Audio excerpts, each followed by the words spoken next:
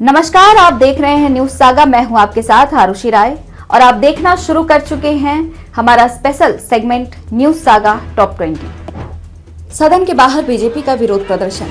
झारखंड विधानसभा में चल रहे बजट सत्र के दौरान सदन के बाहर झारखंड की विपक्षी पार्टी बीजेपी ने पुरजोर तरीके से विरोध प्रदर्शन किया है। ये विरोध प्रदर्शन वर्तमान समय में झारखंड के प्रशासनिक विफलता सहित कई अन्य ज्वलंत विषयों को लेकर रहा। विपक्षी विधायक पुरजोर तरीके से कई मुद्दों पर आवाज बुलंद करते नजर आए। विधायकों ने कहा, राज्य में अफसरशाही बेलगाम हो चुके हैं। सदन से मार्शल आउट हुए निर्मल महतो उर्फ तिवारी महतो। झारखंड विधानसभा के बजट सत्र के दौरान मंगलवार को सदन में हंगामा देखने को मिला। कानून व्यवस्था और प्रशासनिक मुद्दों को लेकर विपक्षी भाजपा विधायक पोस्टर लेकर वेल में पहुंचे, जिससे सदन का माहौल गर्मा गया। इसी बीच आजसू विधायक निर्मल महतो उर्फ तिवारी महतो का व्यवहार विवादित हो गया। तिवारी महतो असंतुष्ट होकर आसन के सामने पहुंचे और रिपोर्टर टेबल पर मुक्का मार दिया। इसके बाद उन्हें सदन से मार्शल आउट किया गया। केंद्र सरकार की विदेश नीति पूरी तरह फ्लॉप है।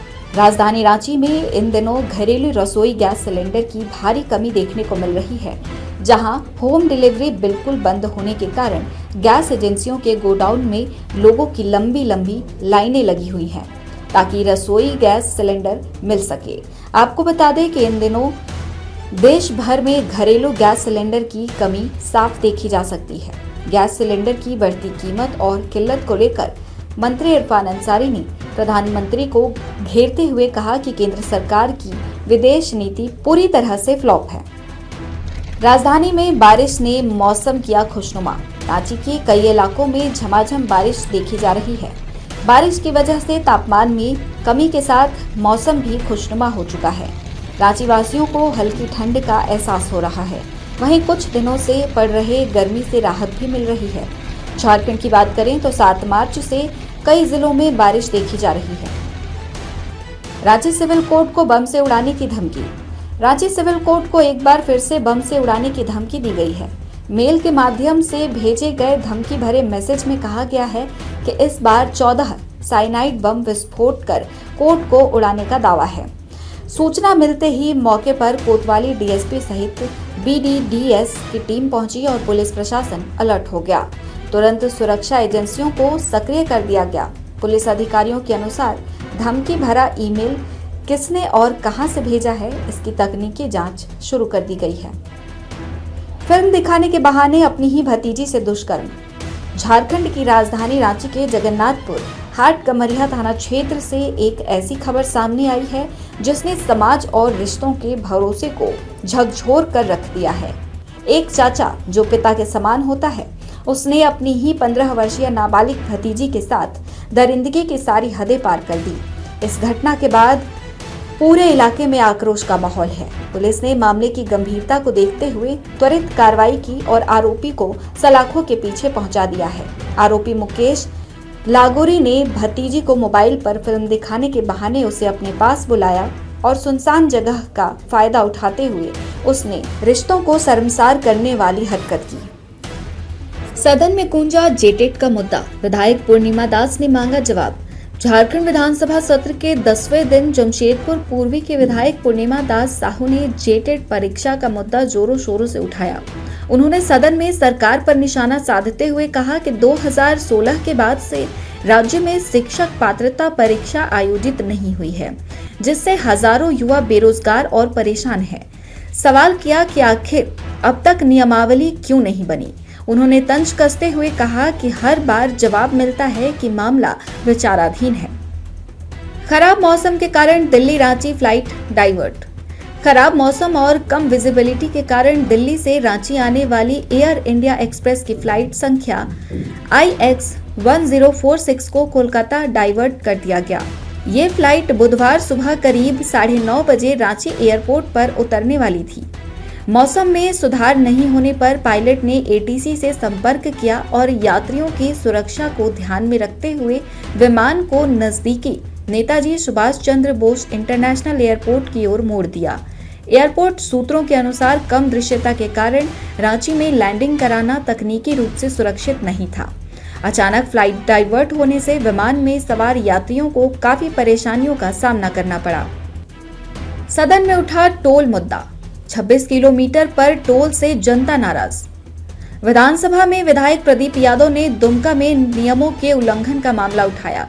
उन्होंने कहा कि 60 किलोमीटर के नियम के विरुद्ध मात्र 26 किलोमीटर पर दूसरा टोल प्लाजा बनाना गंभीर विषय है, जिससे जनता में आक्रोश है। मुख्यमंत्री ने इस पर संज्ञान लिया। वहीं सदन में सही जवाब न मिलने पर भाजपा ने वॉकआउट किया, जिस पर सरकार ने कहा कि वे सदन के प्रति पूरी तरह गंभीर हैं। गुमला में देर रात हाथी ने मचाया कोहराम। झारखंड गुमला जिले के करंज थाना क्षेत्र के सरगांव पतरा टोली गांव में सोमवार देर रात एक जंगली हाथी ने चंदन उरांव का घर तोड़ दिया। मलबे में दबकर 5 महीने की बच्ची अमिता उरांव की मौत हो गई, जबकि मां गंभीर रूप से घायल हो गई। वन विभाग ने मुआवजे के रूप में 25,000 की तत्काल सहायता प्रदान की है।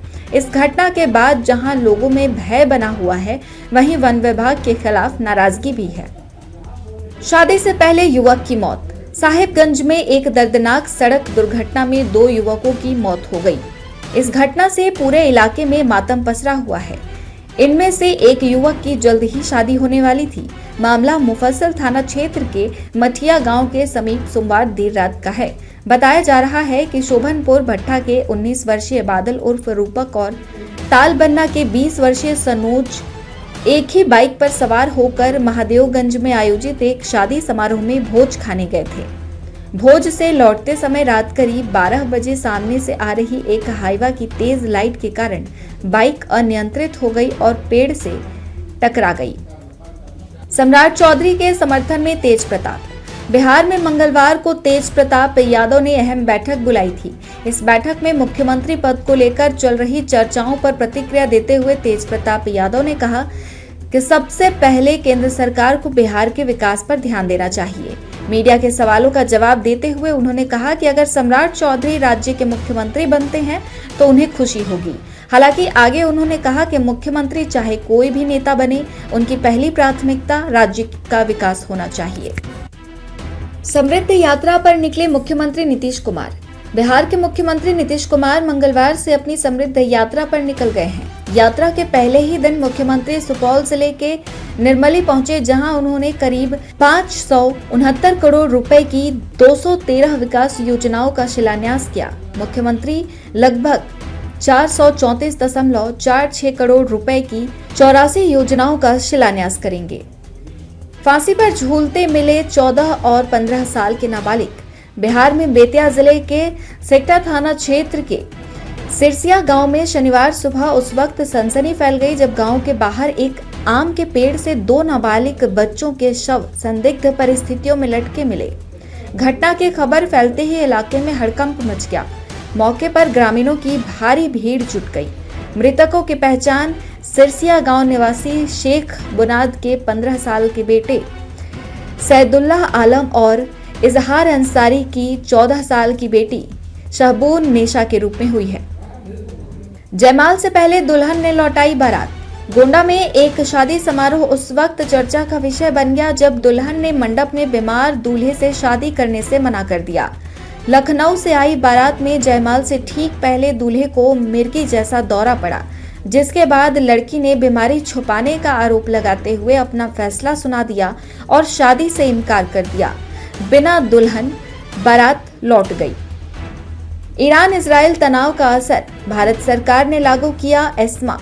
ईरान, इजराइल और अमेरिका संघर्ष के बाद दुनिया में एलपीजी सप्लाई संकट की आशंका को देखते हुए सरकार ने घरेलू प्राकृतिक गैस की आपूर्ति सुनिश्चित करने के लिए पूरे भारत में एस्मा के तहत आपातकालीन प्रावधान लागू किए हैं। सरकार का उद्देश्य ये सुनिश्चित करना है कि देश में गैस की सप्लाई बाधित न हो और आवश्यक क्षेत्रों को पर्याप्त गैस मिलती रहे। गौरव गोगोई ने कहा, स्पीकर के खिलाफ मजबूरी में लाना पड़ा प्रस्ताव। विपक्ष ने लोकसभा अध्यक्ष ओम बिरला को पद से हटाने के लिए एक संकल्प मंगलवार को सदन में पेश किया। इस पर चर्चा के दौरान सदन में कांग्रेस के उपनेता गौरव गोगोई ने अपनी बात रखी। कांग्रेस सांसद गौरव गोगोई ने अपने भाषण के दौरान सरकार पर बड़े आरोप लगाए। गौरव ने कहा कि स्पीकर को निष्पक्ष होना चाहिए। उसके लिए कोई पक्ष या विपक्ष नहीं होता, लेकिन स्पीकर निष्पक्ष नहीं है। T20 वर्ल्ड कप विजेता भारतीय टीम हुई मालामाल। अहमदाबाद में खेले गए T20 वर्ल्ड कप के फाइनल मुकाबले में भारत ने न्यूजीलैंड को 96 रनों से हरा दिया। जीत के साथ ही बीसीसीआई ने भारतीय टीम पर पैसों की बौछार कर दी है। बीसीसीआई ने T20 वर्ल्ड कप 2026 जीतने पर भारतीय क्रिकेट टीम को 131 करोड़ रुपए के इनाम की घोषणा की है। ये अब तक की सबसे बड़ी राशि है। बीसीसीआई के उपाध्यक्ष राजीव शुक्ला ने कहा कि 131 करोड़ रुपए की राशि विजयी टीम को दी जा रही है, जो सबसे बड़ा पुरस्कार भारतीय खिलाड़ियों को मिल रहा है। मैं सभी भारतीय खिलाड़ियों को बधाई देता हूं। यूसीसी पर सुप्रीम कोर्ट का बड़ा बयान। सुप्रीम कोर्ट ने मंगलवार को एक जनहित याचिका पर सुनवाई की, जिसमें मुस्लिम पर्सनल लॉ के कुछ प्रावधानों को महिलाओं के खिलाफ भेदभावपूर्ण बताते हुए चुनौती दी गई है। सुनवाई के दौरान अदालत ने बड़ी टिप्पणी करते हुए कहा कि देश की सभी महिलाओं को समान अधिकार सुनिश्चित करने का एक तरीका समान नागरिक संहिता यानी कि यूसीसी लागू करना भी हो सकता है। फिर धुआं हुई दिल्ली एनसीआर में अचानक छाई धुंध को लेकर सोशल मीडिया पर ईरान रिफाइनरी स्ट्राइक से जोड़कर अफवाहें फैल रही हैं, लेकिन मौसम वैज्ञानिक ने बताते हुए कहा कि ये पाकिस्तान और थार से आई धूल भरी हवाओं का असर है। मौजूदा वक्त बसंत का है और शहर में गर्मी की आहट महसूस की जा रही है। इसी बीच अचानक धुंध की वापसी हो गई है, जो बिल्कुल सही नजर नहीं आ रही।